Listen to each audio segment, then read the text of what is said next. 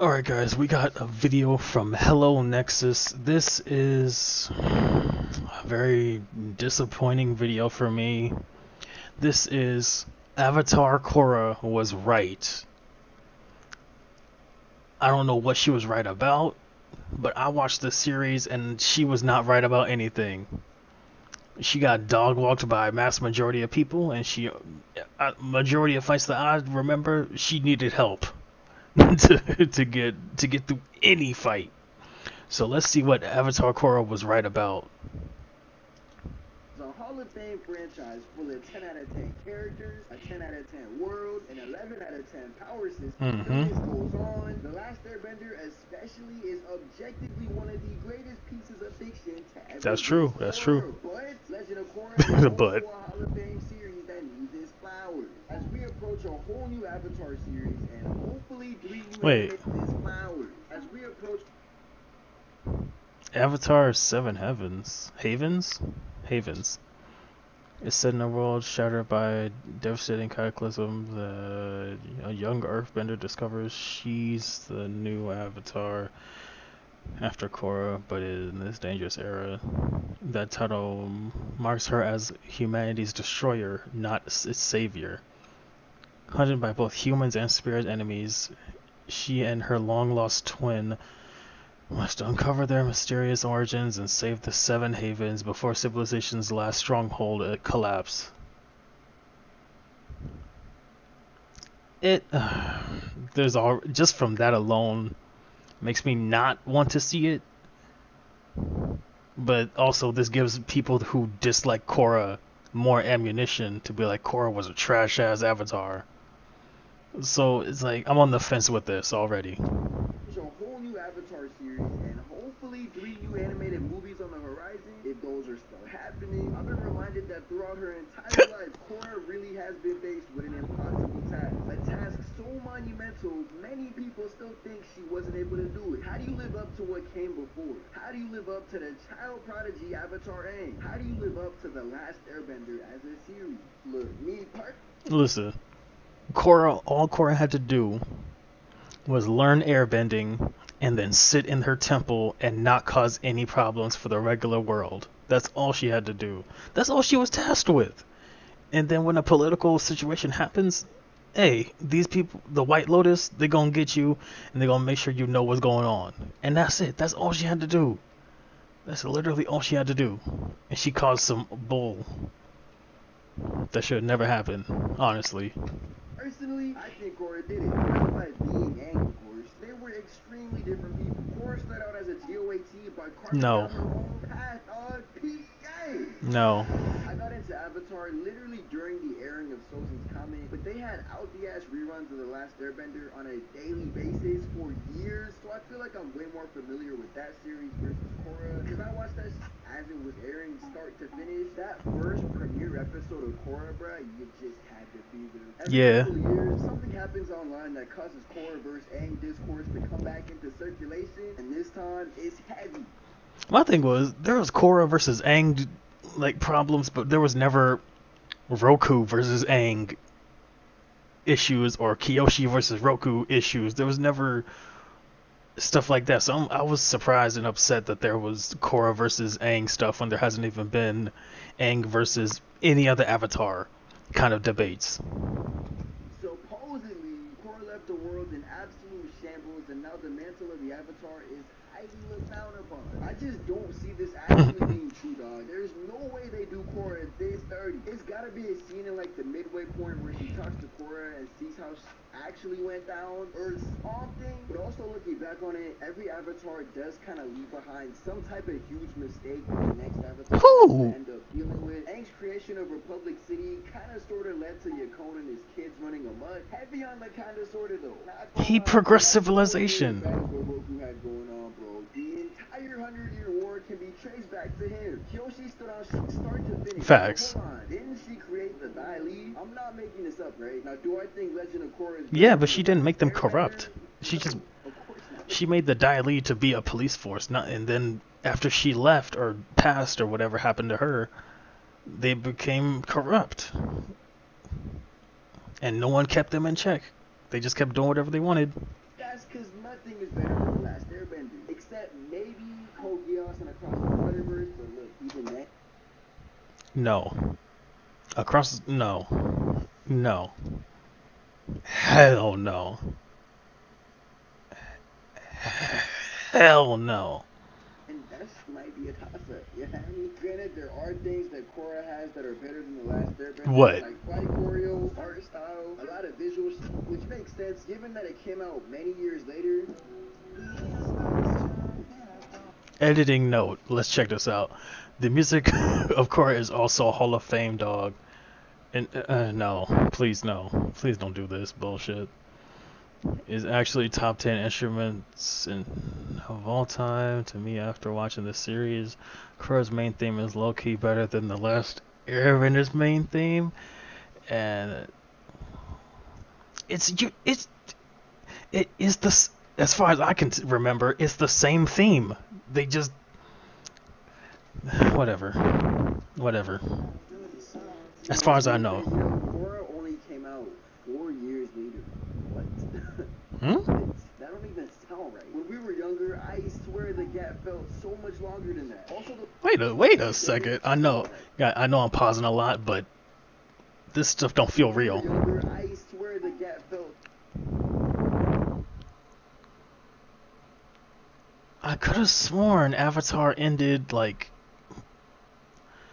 06 or 07, and Korra started in like 2014.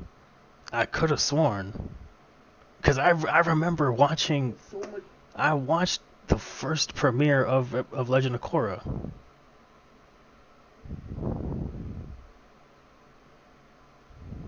Huh.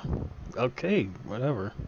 Longer than that. Also, the way bending changes between the two series across society from an action standpoint and a general sense is neat as hell. They have motherfuckers casually lightning bending in factories to power stuff or whatever they had going on here. Pro bending as a concept is genuinely so legendary too. They was I guess. their life in that ring, bro. Between both shows, bending is just so cool, and the choreography especially is some of the smoothest, most fluid, most prettiest I'd ever laid eyes upon, gang. The Equalists and Amon were also some Hall of Fame villains. Amon was a demon and shows just how cracked bloodbending really is. This dead might be the sauciest villain in Avatar. The nigga is clean. The hood plus mask combo is so damn hard. Following The Last Airbender, making the first villains of Korra be a cult of non-benders is peak cinema. TBH, most of Korra's villains are genuinely amazing. Zahir and Kuvira were especially some Right. Oh my goodness. Because of how the series I wanted the series to be about her villains and not her.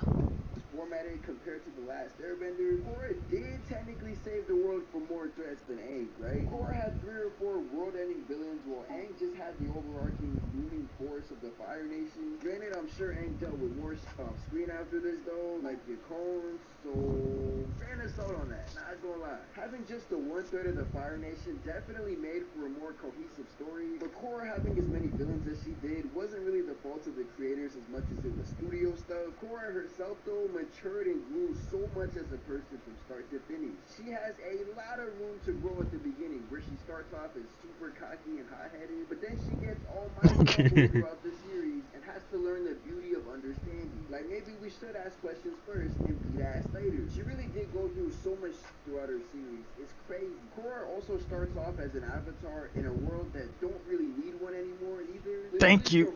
All she had to do was chill.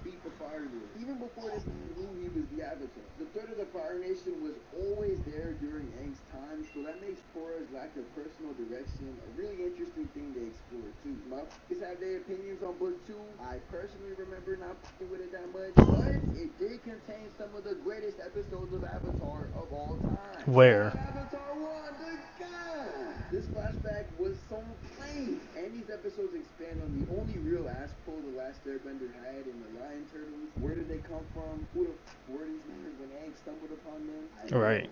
Except now I do. Now Right. This flashback explains who they are and where they came from. Aang's Team Avatar is infinitely better than Korra's though. Thank you. This Mako Thank is you. the biggest L human being. Right. Holy but the extended members like Tenzin and Lin were some goat. I'm sure I would like some of them more upon rewatch, but golly, Mako was awful. And alright, now that I'm actually thinking about it more, Bolin and Asami were some goats. They were pretty great. I'm not gonna lie. Bolin is like, he's not Sokka, right? He's also the funny guy, but he's Sokka if Sokka was a bender. Yeah, I give him that. not Sokka, their other character traits outside of just being funny is like very different from each other. And so like if they ever met on some which I guess is impossible now because Sokka got moved. Maybe how did Sokka die? Anyway. Tenzin's kids are also great. Look, Milo said, "Be the lead." Jinora was also first person to get the tattoos in hella long since Tenzin. I'm pretty sure the final sibling is 3 of them. There's actually 4 of them. I don't remember. But Jinora and Milo are some goats. And look, in fiction, character is everything. I want to say that in order to fully enjoy this series, you gotta take off the comparison goggles. Yeah. Actually, on a meta level, the comparison kind of makes it hit more. True. Korra wants to live up to Aang's legacy so bad. Damn, old Aang right there, bro. Oh my god. He goated for real. Well, listen, I watched Avatar: The Last Airbender like 1,000 times, and when I realized, oh, they're actually making the next Avatar story, which is Korra, I was like, I'm gonna put Avatar Aang and his crew to the side, experience Korra stuff, and not compare until the thing is over. Granted, I watched from season 1 of Korra to I think 2 or 3, and I thought it was the end. Then years later, found out there was a 4th season. I was like, okay, cool. But I enjoyed Avatar: The Last Airbender more than I enjoyed Avatar Korra. But that's just me. I'm not saying like the Avatar individuals themselves are, better or worse than one another. I'm saying that I accepted Aang for what he was and what he did, and I put a close to that, and then I acknowledged Korra. And hey man, you ain't gotta like or dislike anybody. You just gotta give them a chance and let them show who they are. But she simply isn't him. And it's not until she realizes that she has to do her own way and trust in herself that she really comes into her own as an avatar. And that's pretty beautiful. Korra and Aang are damn near polar opposites in a lot of ways. And that's honestly cool as to me because Legend of Korra is not the last airbender. And it probably would be worse off. Get out! Get out! Compared to Aang. Also, look, bro, this is trying to shit on Korra like she can't box because she lost to her villains a few times. And I'm here to tell you that is simply not true. That is very true. With just A, right after unlocking it for the first time too, mind you. And then she went full Spirit Titan mode and whooped Batu also. Alright, whoop might be a reach in this case, but she had weakness in the end. It took everything out of her, but she ended up frying Zahir too. Even Kubera ended up getting her stated in the end. Granted, her final fight with Kubera is kind of in the air because like that big ass laser ended up. Except Korra Loki already had her beat before that, so it was a whole. You feel me? No. Korra was way more aggro and offensive the first time they fought, while Kubera was reading her like a book. At the end of the season, Korra is way more patient and reactive while still being offensive, which is a cool way for her to stay true to her core. Her losing. Listen, the main thing, I know I keep pausing, whatever, but the thing is, I started to disconnect with Korra when I found out, like, her experiences with her villains, and then when Toph came into the picture, and Toph showed that she could still dog walk anybody, I was like, oh, Korra just ain't it. Korra did not get any real training. She got by the books training and not world experience training like Toph and all the originals did. Bad to these villains before beating them makes way more interesting. It makes her climb back more satisfying and fulfilling, if you ask me. Oh, you said you weren't asking? Right. Me, I guess. A good story uses its fights to push the story forward. So it's the reason why she loses and how she loses is extremely important too, right? Korra's aggro nature also makes for some very fire-looking fights too. She really do move like she got the soul of a firebender, and I love it so much. Also, peep how DBS Goku made her full flow with oh my god. Hey, Toyotaro, I'm noticing. I'm peeping it in actuality. It probably don't have anything to do with it, but like, Oh no, that's so crazy. They were messy as in the show. I'm not gonna Right. lie. But hey, makes interesting, right? Hey, hold on though. We need a quick little fit highlight though. Come on, bruh. This is a Hello Next video. PK. Her book one design is iconic, bruh. She done fused the turtleneck with the V-neck and made it look clean as.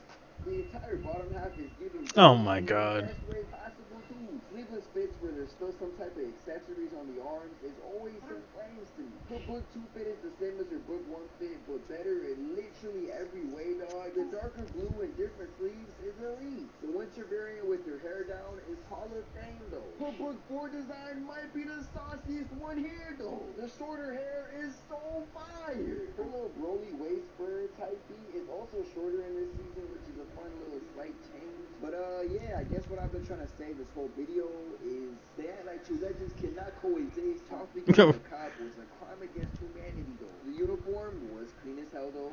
Toph was fine as hell. Damn, dog. The fit designs in general in Legend of Korra with some flames. This new Seven Haven series sounds like it's gonna be cool, but look, if I'm being completely honest, I'm way more excited for these new movies about the adult Team Avatar, the original crew, you feel me, the Right. OGs. Long have we waited for a series, a movie, just more stories about Thank the you. original crew, but as adults, bruh, please.